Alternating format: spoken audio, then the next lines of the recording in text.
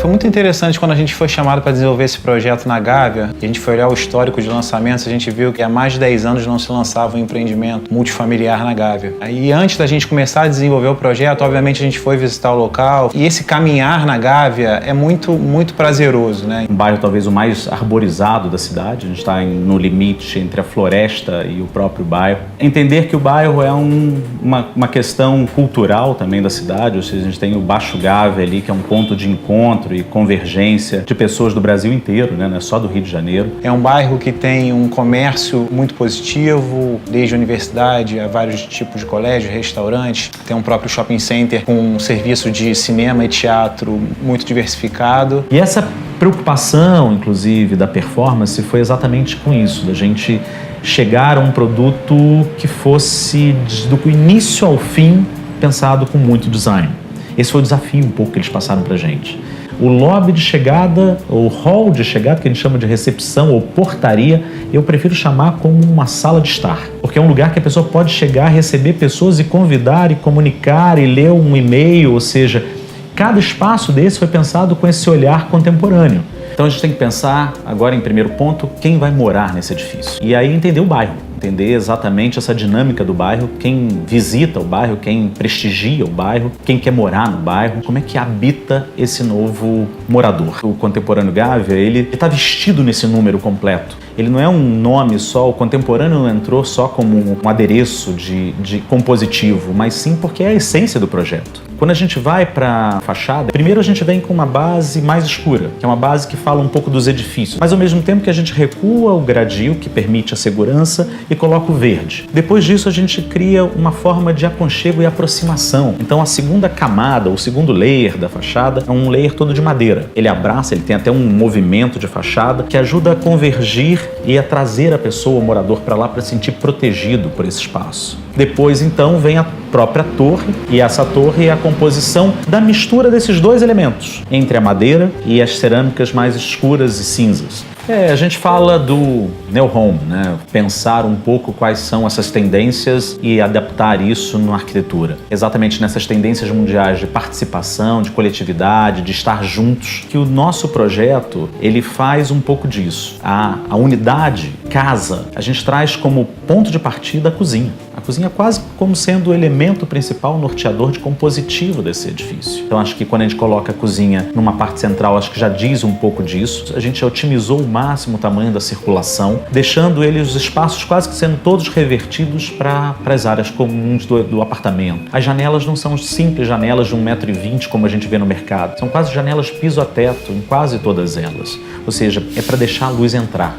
As laterais também se afastam, dando possibilidades de ventilações. Então acho que a gente conseguiu aí trazer tudo aquilo que é especial para se morar. E aí, essa planta um pouco mais livre, onde tem o ponto de encontro, a convergência da família, a gente externa isso na fachada. Essa liberdade que a gente tem dentro, esse gosto por ficar em casa, é um pouco do que a fachada retrata. E eu acho que aí está a contemporaneidade de um projeto. Quando o que está dentro, numa linguagem bastante explícita desse dia a dia novo do habitante, consegue se externar do lado de fora. Nesse ele se veste para esse morador, para caber no número desse morador. Então a gente vê isso fora do país, e até em São Paulo, mas no Rio de Janeiro são poucos esses casos. Parte dessa inteligência que a gente falou do edifício é permitir mudanças. Existe a possibilidade nele também de fazer essas intervenções, ou seja, de o morador customizar um pouco mais a sua unidade. O apartamento é um receptor dessas modificações. A liberdade eu acho que é contemporânea, né? Então acho que isso é o que fala mais alto. A gente optou por varandas com churrasqueiras a gás. Como são todas as portas voltadas para a varanda, cada apartamento, seja ele os da ponta ou os do meio, eles têm uma possibilidade da varanda ser completamente interligada, quase que formando um circuito dentro de casa. Isso eu acho que é bacana, essa liberdade faz parte um pouco do que é essa vontade de habitar. Isso eu acho que é uma novidade também, que a gente traz aí essa possibilidade mais múltipla da varanda dos lugares não isolados dentro do apartamento.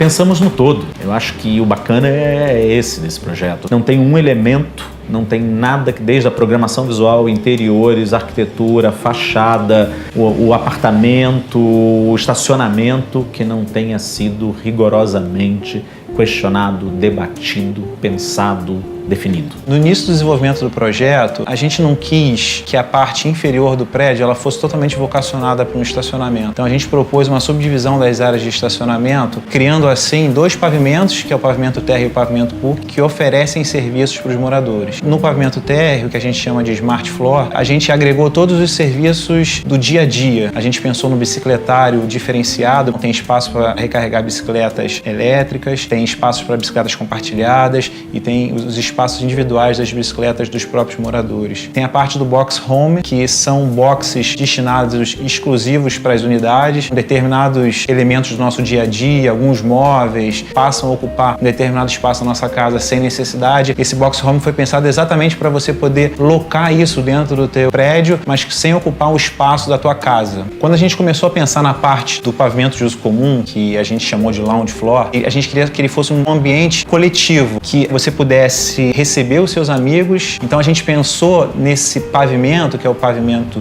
como um layout totalmente integrado entre os espaços. Então existe a parte que é a parte do lounge, que é a parte que tem a piscina, que é a parte que tem a sauna, a parte do spa. Que esse posicionamento pudesse ser integrado com a parte do gourmet. Uma coisa interessante no lounge floor, ele faz a união entre 3 elementos que são bem marcantes, que é o gourmet, o sky e o lounge. Apesar de serem 3 espaços, eles foram pensados de uma maneira integrada. Eles se comunicam pela decoração e eles podem ser utilizados juntos e ao mesmo tempo, integrados ou não. Basta você abrir ou fechar as portas de vidro que fazem a conexão entre os espaços. O morador, futuro morador do empreendimento, ele vai ter o charme da Gávea, o charme do empreendimento, ele vai ter dentro do empreendimento dele elementos que vão proporcionar para ele facilidades na sua vida e facilidades no seu lazer. Qualidade de vida dentro do empreendimento, sem contar a qualidade de vida do bairro, que eu acho que é o principal querer morar naquela região, é uma qualidade de vida indescritível do bairro da Gávea. E a gente quer que ele seja